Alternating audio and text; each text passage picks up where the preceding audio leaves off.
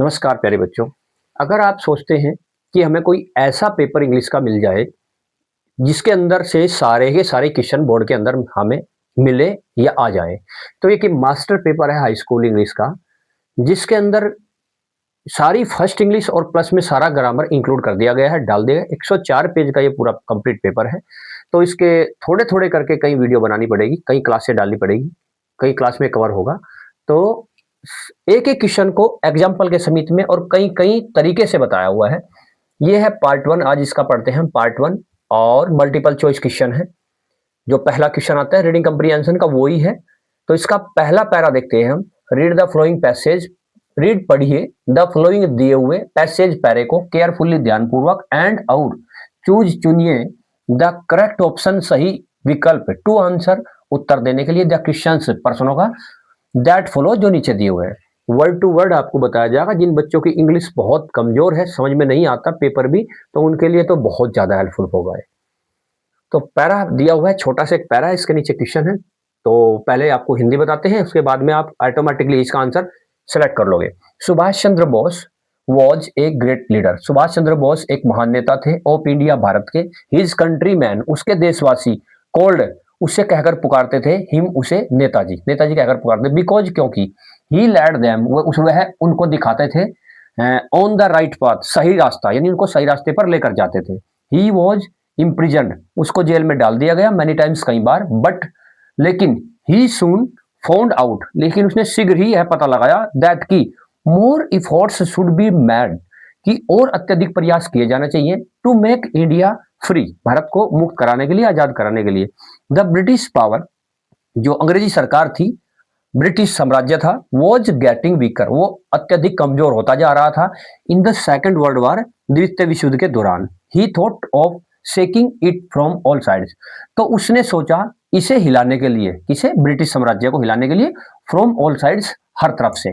तो one day, एक दिन, he escaped from the Calcutta in the guise of Pathan.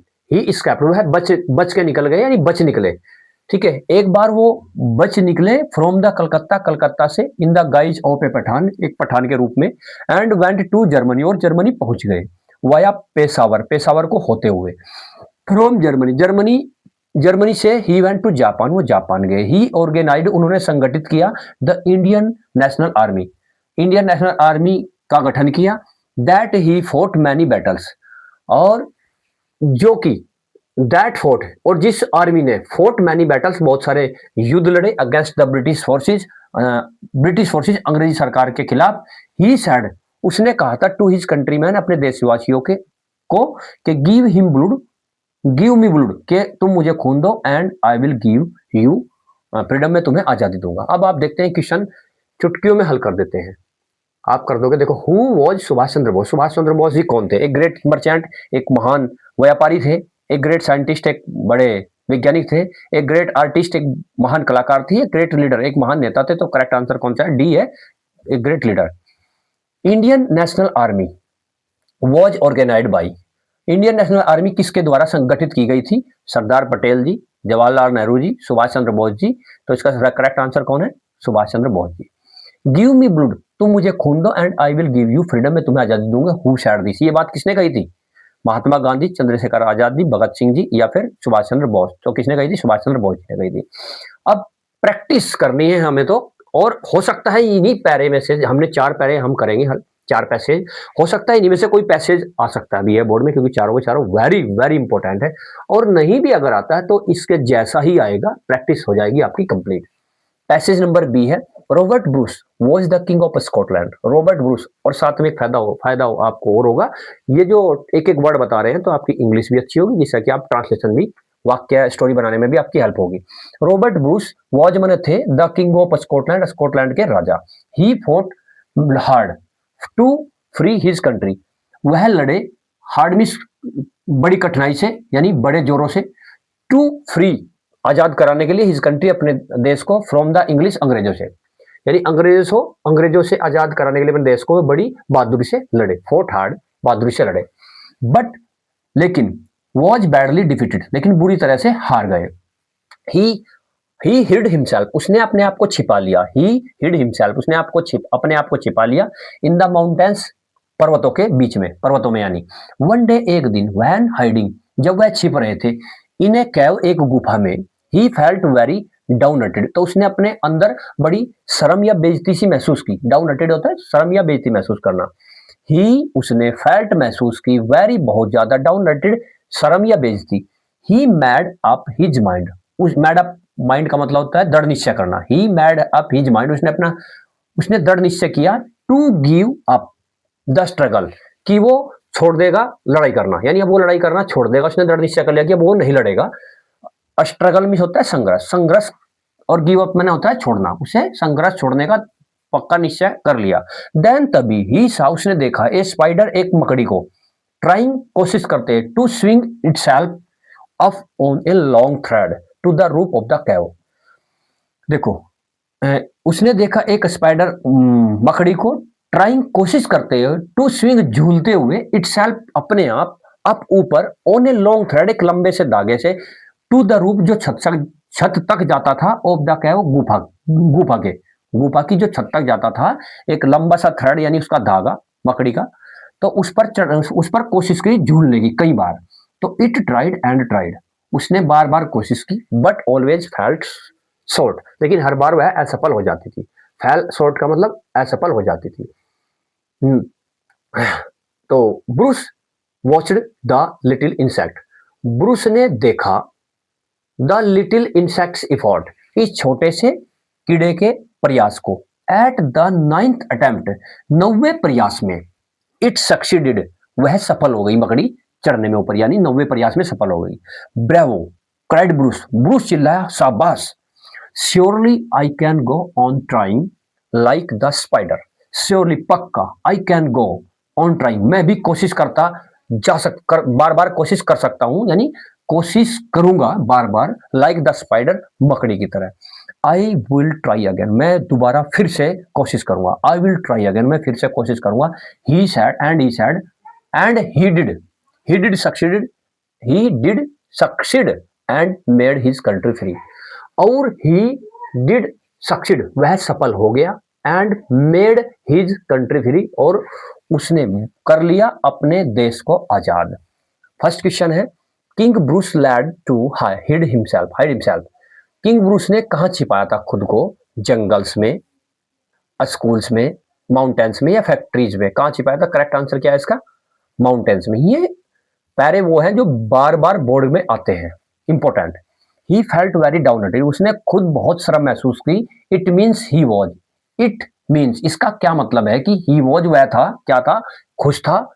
Sad and without hope, दुखी था और बिना आशा के था, यानी निराश हो गया था। हर्ट पेशेंट, वह दिल का मरीज था। स्ट्रॉन्ग, मजबूत था। तो करेक्ट आंसर क्या है? वह दुखी था और निराश हो गया था। विदाउट होप का मतलब होता है बिना आशा के था, निराश हो गया था। Which word in the passage is opposite of the word failed, failed का अपोजिट कौन सा है इस पैरे के अंदर जो दिया हुआ है? फेल्ड मैंने होता है असफल होना, ठीक है, और असफल होना, और वॉच्ड मैंने होता है देखा। डिफीटेड मीन्स क्या हो? असफल होना या फेल होना। सक्सीडेड सफल होना होता है। ट्राइड कोशिश करना। तो करेक्ट आंसर कौन सा है? डिफीटेड। और डिफीटेड ही इसके अंदर दिया हुआ है, ठीक है। आपने क्या करना है? डिफीटेड इसके अंदर दिया हुआ है तो आपने ये दिया हुआ है यहाँ पर डिफीटेड, तो डिफीटेड आपने इसका करेक्ट आंसर लगाना है। दोनों का मतलब क्या होता है? फेल होना। अब चलते हैं पैसेज नंबर सी पर। टोटल पैसेज कितने हैं? 4, और बस 4 की ही तैयारी करनी है। कितनी बार? 4 बार, यानी ये क्लास आपने 4 बार देखनी है तो आपका जो रीडिंग कंप्रीहेंशन का डर था खत्म हो जाएगा, प्रैक्टिस अच्छी हो जाएगी। Passage number C, Ishwar Chandra Vidyasagar was a man of exemplary. Ishwar, देखो ईश्वर चंद्र विद्यासागर जी थे एक man of exemplary character. Exemplary होता है उदाहरणार्थ, यानी इसका उदाहरण दिया जा सके। ऑफ करेक्टर का मतलब है चरित्र, यानी ऐसे चरित्र वाले थे जिसका उदाहरण दिया जा सके, ऐसे चरित्र वाले इंसान थे Vidyasagar ji. Ishwar Chandra Vidyasagar ji was a man of exemplary character, एक उदाहरण देने वाले चरित्र के इंसान थे विद्यासागर जी। दो यद्यपि एक ग्रेट स्कॉलर, यद्यपि वो एक महान दार्शनिक थे, स्कॉलर विद्वान थे। स्कॉलर मीन्स क्या होता है? विद्वान। He was not at all proud, लेकिन उसको बिल्कुल भी घमंड नहीं था, गर्व नहीं था। ऑन द कंट्रेरी, इसके विपरीत, ही वॉज वेरी मोडेस्ट, वो बड़े ही विनम्र थे। He was an extremely beautiful son. He was an extremely beautiful son. वो बड़े ही, एक्सट्रीमली होता है बेहद, वह थे एक बेहद ब्यूटीफुल सन, कर्तव्य प्राण या कर्तव्यनिष्ठ बेटा, यानी वो अपनी माता और पिता का एक कर्तव्यनिष्ठ, बहुत ही बेहद कर्तव्यनिष्ठ बेटा भी थे। And cherished great reverence for his parents, और रखते थे महान सम्मान फॉर हिज पेरेंट्स, अपने माता पिता के लिए। ऑन वन ओकेजन, एक अवसर पर, वहिल जब, he was a teacher at the college, जब वो एक अध्यापक थे कॉलेज में, off to Fort Williams, college का नाम क्या है, फोर्ट विलियम्स कॉलेज के अंदर, जब वो एक फोर्ट विलियम कॉलेज के अंदर जब वो एक अध्यापक थे, उस टाइम की बात है। हिज मदर रोट, उसकी माता जी ने लिखा उसको एक पत्र, टू हिम, उसे, टू कम होम, घर आने के लिए, to attend his brother's wedding, अपने भाई की शादी अटेंड करने के लिए। He applied to his superior, उसने अप्लाई किया, आवेदन किया छुट्टी के लिए, टू हिज सुपीरियर, अपने ऊपर अधिकारी को, सुपीरियर ऑफिसर होता है बड़े अधिकारी को, फॉर लीव, छुट्टी के लिए। बट लेकिन वॉज रिफ्यूज्ड, लेकिन वो मना कर दी गई छुट्टी। ही देयर अपॉन इमीडिएटली, उसने इस बात पर, देयर अपॉन इस बात पर, इमीडिएटली तुरंत, टेंडर्ड हिज रिजाइनेशन, उसने अपना रिजाइनेशन बोल दिया, यानी दे दिया त्याग पत्र। सेइंग, यह कहते हुए, दैट की हिज मदर्स कमांड, उसकी माता जी की आज्ञा, वॉज मच मोर इंपॉर्टेंट, बहुत ज्यादा जरूरी है, देन उपेक्षा दिस हिज सर्विस, उसकी सेवा की, उसकी नौकरी की। The officer was impressed by his boldness, वो जो ऑफिसर था वाज इम्प्रेस्ड, बड़ा प्रभावित हुआ, बाई हिज बोल्डनेस, उसकी बहादुरी से, एंड गारंटीड हिम लीव, और गारंटी होता है स्वीकार करना, स्वीकार कर दी उसकी छुट्टी को, स्वीकार कर दिया। What did Vidyasagar ji cherish for his parents, Vidyasagar ji क्या रखते थे अपने माता पिता के लिए, plenty of money, money, honour and respect, great disrespect, या फिर ग्रेट रिवरेंस। तो क्या दे रहा, कैश के अंदर ग्रेट रिवरेंस दिया हुआ है, ठीक है, ग्रेट रिवरेंस ये दिया हुआ है, चेरिश्ड ग्रेट रिवरेंस, तो ये इसका करेक्ट आंसर होगा answer number D. What did he do when he was refused leave, उसने क्या किया जब उसको छुट्टी से मना कर दी गई, क्या किया उसने जब उस ही वॉज रिफ्यूज्ड से मना कर दिया गया छुट्टी से। वह एहसानमंद हुआ अपने सुपीरियर अधिकारी का, बड़े अधिकारी का, अटेंडेड द वेडिंग, उसने शादी को अटेंड किया, या टेंडर्ड हिज रिजाइनेशन, ये बिल्कुल करेक्ट यही दिया हुआ है इसमें, उसने क्या किया, तुरंत टेंडर्ड हिज रिजाइनेशन, अपने त्याग पत्र को दे दिया। Which word in the passage is opposite of the disappointed, disappointed क्या होता है, निराश होना, और डिसअपॉइंटेड का क्या बताना है, अपोजिट, उल्टा बताना है। अपोजिट का मतलब उल्टा होता है, और मीनिंग का मतलब सही होता है। अगर इसमें आ गया मीनिंग, क्या आ गया इसमें, मीनिंग, तो मीनिंग का मतलब तो है पर्यायवाची शब्द, या तो मीनिंग आ गया या फिर आ गया सिनोनिम। अगर अपोजिट आ गया या आ गया एंटोनिम, तो क्या हो गया, ये हो गया विलोम। तो इसमें इसने कहा, इसका विलोम बताइए किसका, डिसअपॉइंटेड। डिसअपॉइंटेड का मतलब क्या होता है, निराश, और निराश का उल्टा क्या होता है, आशा, होपफुल। अब इसमें देखो, या तो होगा, ये तो डिस्क्रेड होता है, ठीक है, और भैया ये गारंटेड हो, स्वीकार करना है, गारंट मंजूर करना, और ये अप्लाइड होता है, अप्लाई करना, और ये इम्प्रेस्ड होता है, खुश करना। डिसअपॉइंटेड होता है निराश करना, और इम्प्रेस्ड होता है खुश करना, ठीक है। तो इसका करेक्ट आंसर क्या है, इम्प्रेस्ड है, क्योंकि इसमें अपोजिट पूछा है। लास्ट पैसेज है और आपका क्वेश्चन नंबर 1 2 3 बिल्कुल कंप्लीट हो जाएगा, ठीक है। ये ग्रेट पेपर है, बड़ा पेपर है, और जी मास्टर पेपर है, जिसके अंदर पूरा सिलेबस है आपका, सारे क्वेश्चन है पूरे 70 मार्क्स के, उससे भी ज्यादा ही। पैसेज जो है डी वाला, एन ओल्ड मैन, एक बूढ़ा आदमी, वाज डिस्ट्रेस्ड, एक एक वर्ड पर ध्यान दो तो आपको पैरा समझने में जल्दी आसानी होगी, क्वेश्चन भी जल्दी आप हल कर दोगे। एन ओल्ड मैन, एक बूढ़ा आदमी, वाज डिस्ट्रेस्ड बिकॉज, एक बूढ़ा आदमी परेशान था, डिस्ट्रेस्ड होता है परेशान होना, परेशान था या चिंतित था, बिकॉज क्योंकि हिज सन्स, उसके बेटे, ऑलवेज क्वेरल्ड, हमेशा झगड़ते रहते थे, विद वन अनोदर, एक दूसरे के साथ। वन डे, एक दिन, ही कॉल्ड देम, उसने उनको बुलाया, बुलाया टू हिम अपने पास एंड सोड और उनको दिखाया दैम सोड दैम और दिखाया उनको एक बंडल गठड़ी ऑफ स्टिक्स लकड़ियों की टाइड बंधी हुई टुगेदर एक साथ ही आस्कड उसने कहा इफ एनीवन ऑफ देम क्या तुम में से कोई एक एनीवन ऑफ देम तुम में से कोई एक यानी उनमें से कोई एक वाज स्ट्रॉन्ग एनफ इतना मजबूत है टू ब्रेक देम कि उन्हें तोड़ सके first one and then another tried first one means पहले ने एंड देन अनोदर और तब दूसरों ने भी कोशिश की ट्राइड कोशिश की बट दे ऑल फेल लेकिन वे सब दे ऑल वे सब फेल असफल हो गए ही देन तब उसने अनटाइड द बंडल उसने खोल दिया उस कटड़ी को उस बंडल को एंड टोल्ड देम और उनको कहा टू ब्रेक इच स्टिक तोड़ने के लिए प्रत्येक स्टिक को डंडी को लकड़ी को सेपरेटली अलग अलग दिस दे डिड इजिली यह काम दे उन्होंने डिड मिस कर दिया इजिली आसानी से एंड ऑल द स्टिक्स और सभी की सभी स्टिक्स लकड़ियां वर सून ब्रोकन शीघ्र ही टूट गई इनटू पीसेस टुकड़ों में टूट गई दस इस तरह ही टोट उसने सिखाया दैम उनको दैट की यूनाइटेड संगठित होने से दे वुड बी स्ट्रॉन्ग वे मजबूत होते हैं बल्कि डिसयूनाइटेड और असंगठित होने से they would always be weak वे हमेशा कमजोर हो जाएंगे तो इसमें पहला क्वेश्चन दिया हुआ है an old man was distract because एक बूढ़ा आदमी परेशान किस लिए था बिकॉज क्योंकि his sons did not quarrel उसके बेटे नहीं लड़ते थे ये तो गलत है his sons quarrelled with their friends उसके जो बेटे थे अपने दोस्तों के साथ लड़ते थे हिज सन्स उसके बेटे क्वारल्ड लड़ते थे झगड़ते थे विद दियर फ्रेंड्स अपने अपने दोस्तों के साथ ये भी गलत है हिज सन्स क्वारल्ड उसके जो बेटे थे लड़ते थे झगड़ते थे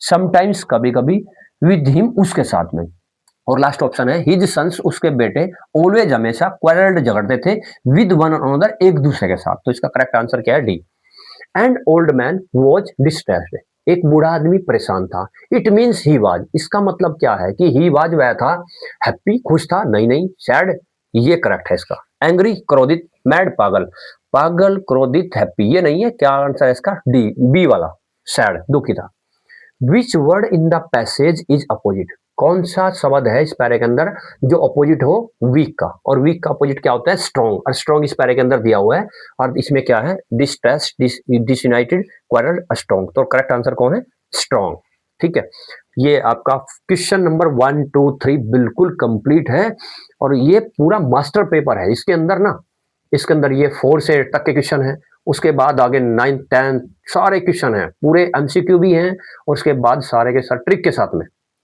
ठीक है ये मास्टर ट्रिक भी दी हुई है और इसके पूरा का पूरा क्वेश्चन है लास्ट पेपर तक 70 नंबर का और नेक्स्ट क्लास में देखते हैं चैनल को सब्सक्राइब कीजिए थैंक यू जय हिंद